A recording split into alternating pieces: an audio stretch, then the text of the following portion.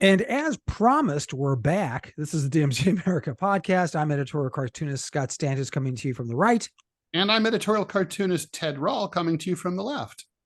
So, Ted, I do say this a lot because what happens is Ted is, this is a little much here, but did you ever hear the description of Da Vinci? I think it was, golly, I can't remember if it was Carl Sagan or who described Da Vinci as, he said, he Cute, was like the hot. Yeah, I totally do him. No, he said no, that Da Vinci was like the child who woke up before the adults. Oh, right. Yeah, that's right. And I think that, and a lot of times, Ted Rall is the exact same thing. He tells us things that we say that's bullshit. No, Ted, you're just being Ted. And it turns out that he's years later, he's correct. At the beginning of the Ukraine war, Ted talked about the Nazi sympathies that many of the Ukrainian soldiers had. And the Western press, the mainstream media, never mentioned it, or if they did mention it, it was always to poo-poo the idea, not mentioning Ted specifically, but just that this is not true. Well, kids, in today's New York Times, they say that, and did you read the language in it? They write a story saying that Nazi symbols in the Ukraine soldiers on the front line is problematic. Well, yeah, I think that's a very it's bad optics, diplomatic way to put it. Okay, so Ted, you've been saying this so get everyone up to speed. And also, they're in the story, they mentioned some of the symbolism, which frankly I was not familiar with. So help us visualize that as well. Well, so obviously, Ukraine played a very important role in World War II. It was at that time part of the Soviet Union. It was the Ukraine SSR, and so in the late 1930s, when Ukraine suffered a famine that was exacerbated by, it was poor crops and bad weather, but it was exacerbated by very poor central planning and also Stalin's decision to kill sort of the middle-class farmers, the kulaks, and send them to camps.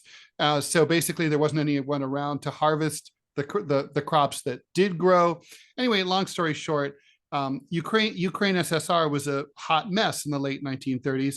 An event that the Ukrainians called the Holodomor, and it has been you can see various movies about it. Terrible famine. Anyway, roll the clock forward to the summer of 1941. Nazi Germany invades the Soviet Union, and they head toward Moscow and St. Petersburg. At the time, St. Petersburg was, of course, Leningrad, and so the Germans came through Ukraine, SSR, on their way to Russia, SSR, what is today the Russian Federation. When the Nazis first arrived, they were greeted as liberators by the Ukrainians, who threw roses in front of their tanks.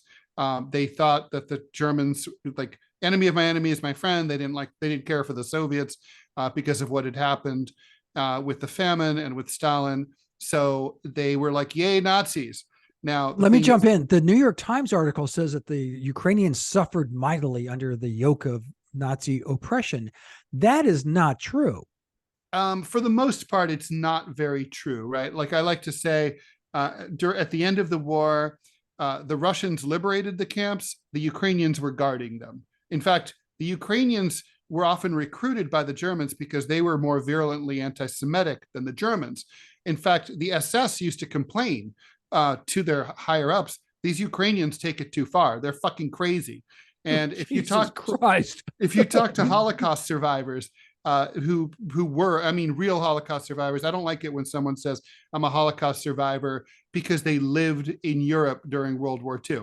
To me, you're a Holocaust survivor if you were in a camp, of course, then you were liberated. There were never really many survivors. But anyway, that's like how people say, like, oh, I have a rescue dog.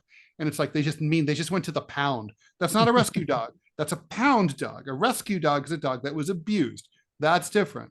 Anyway, point is that the Nazis did, within 6 to 12 months, start murdering and killing Ukrainian civilians as well.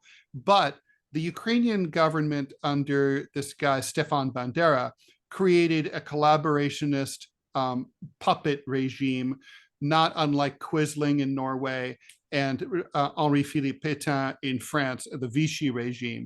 And basically, so the Germans had like this Ukrainian puppet regime, which had, of course, a fascist Nazi ideology. It had to, and it did, throughout the war until the end of the war. The Red Army came through, liberated Ukraine, returned it to the Soviet Union, and obviously pressed forward and ultimately won World War II.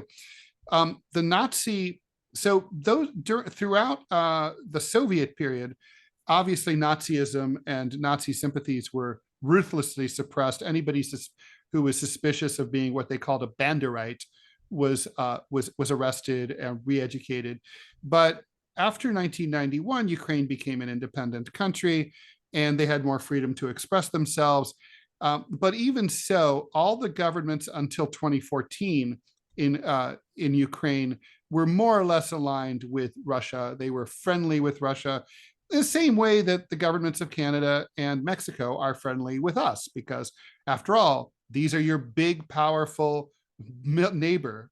So you have to be nice, right? So in 2014, there was the Maidan Revolution, the Maidan coup, the Maidan uprising, depending on your point of view. But Maidan Square in Kiev, or Kyiv, depending how, again, which side you're on, this uprising was sort of a combination of pro-Western, anti-Russian, sort of young people just being young people, but also a healthy dollop of neo-Nazis and Banderites. And just to add that special witch's brew, CIA money supporting it. So the Russian-backed president, who had been himself democratically elected, was driven into exile. And a new guy was installed. And he, as of 2014, Ukraine kind of went into a civil war, even though the West didn't start to pay attention until last year, when Russia invaded Ukraine. So from 2014 to 2021, all the ethnic Russian parts of Ukraine in the Donbass region, Donetsk and Luhansk, which obviously anyone who follows this war are well aware of, are eastern Ukraine near the Russian border. Those parts declared independence from Ukraine and became de facto autonomous zones. They call themselves like the Donetsk People's Republic. They have like a hammer and sickle on their flag. They consider themselves still Soviet. It's kind of like wow. Yeah, that's a flag you're going to want, by the way, Scott. Yeah, absolutely. And it's like sort of like a frozen conflict zone. The Ukrainians have been shelling Russian Ukrainians in the Donbass since 2014, and thousands of them have been killed. And then, so that's part, and of course, obviously at that time, the Russian annexation of Crimea took place. Crimea is well over 90% Russian. They had an election, a plebiscite. I don't care what anyone says. If you had a completely free election where you could read every Crimean person's mind, they all want to be part of Russia. There's no question about that. Even the OSCE, which sent pro-Western election monitors to Crimea to supervise the plebiscite, said it was a fair election. So there was no cheating or anything, and it was overwhelmingly like 90+% voted to join Russia. So anyway, but the problem is that Ukraine has this sort of civil conflict between ethnic Ukrainians and ethnic Russian Ukrainians. It's complicated. Long story short, the neo-Nazi forces that were sort of centered around the Azov movement, which became the Azov Battalion, which then became, under Zelensky, part of the Ukrainian army. Basically, I think Zelensky, who is Jewish, probably had the idea that he could denazify the Azov movement by bringing them into the Ukrainian military. But instead, the opposite kind of occurred, where the regular Ukrainian military, which is in a country that's had a long and gross history of anti-Semitism and Nazi sympathies and far-right sympathies, these groups like Right Sector. And I'm not talking about fringe groups like you have in the United States with a few thousand people. We're talking about hundreds of thousands of people. The Ukrainian military itself started to become more Nazified. They were open to it. And so anyway, the point is every Ukrainian soldier a Nazi or even pro-right wing? No, but a lot of them are. And the ones who are not, including Zelensky, they are highly Nazi tolerant. I think a good comparison is, you can't say like, look at Obama. He was a black president, but was the police under Obama racist? Sure. So he was racist tolerant. Americans are racist tolerant. We allow a lot of racists in our police and in our military. And the Nazis the Ukrainians allow a lot of Nazis in their military. It's hard to say what the percentages are, but let's put it this way. It's not 1%. It's not 100%. It's somewhere in between. If I had to guess off the top of my ass, I'd say it's 20%, 25% of the military is far right, neo-Nazi. That's a lot. And the thing is that unlike the militaries of any other country in the world, they wear the symbolism and iconography on their uniforms openly. What I mean, from the Western perspective, again, I mentioned when we started this segment that they mentioned some things in the article. Of course, they don't have pictures of them. Yeah, what is that? So the thing is, so if you are a huge student of Nazism, you will find that like they were really this is alluded to in Indiana Jones. If you remember the Nazi dude, like they had this real interest in like mysticism and Buddhism and religious stuff and the occult. And so part of not the Nazis is that they were into runes. So like if you look at the SS logo, that's based on an ancient Viking rune. And they have this, RUNE. And like they have the same thing with the Black Sun is a World War II era Ukrainian Nazi symbol. You sort of see this all over Europe. For example, Croatia, its flag is the checkerboard flag. And that checkerboard flag was originally the flag of the Ustasha, which was the pro-Nazi puppet regime of Croatia under Nazi occupation during World War II. Anyway, there's a ton of these symbols. And if you know them, you're like, oh yeah, this is a Nazi dude. But if you don't, you're just like, I don't know what it is. It's not like a lot of them have swastikas, although a lot of them do have swastika tattoos.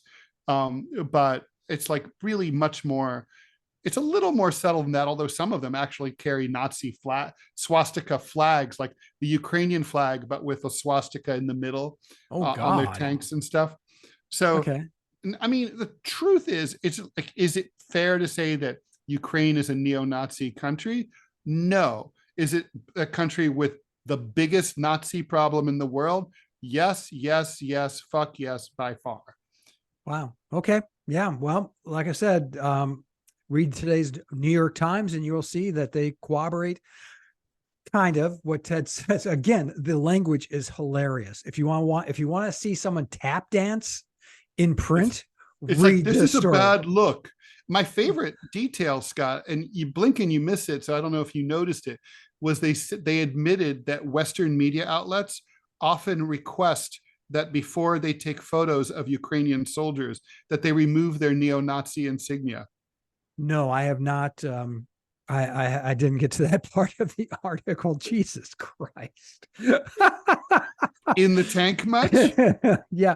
Well, no, that's our narrative. The Western narrative of this war has always been, it's never been subjective or objective, rather. It's been purely subjective. It's been good guy, bad guy. Totally, Putin just losing his mind and attacking Ukraine. I mean, no, there was, you don't have to agree with his rationale, but there is a rationale. And yeah. And look, denazification, I don't think was Putin's main concern, even though he mentioned it. I mean, the main concern was NATO. he did not want a NATO country on his border, given the history that I just described. Look, literally, it's the biggest invasion in the history of the world. It killed 28 million Russians, and they came across that border. Imagine if 70 years ago, someone had invaded, let's say, I don't know, Panama, had come up through Mexico, and where the Mexicans had greeted them as liberators, and then our border was open and they came in and murdered 28 million Americans.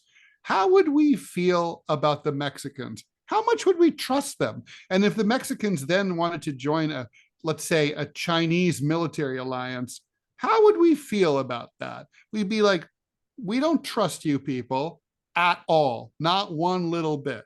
And that's what the Russians are saying. Okay, well, now you know, and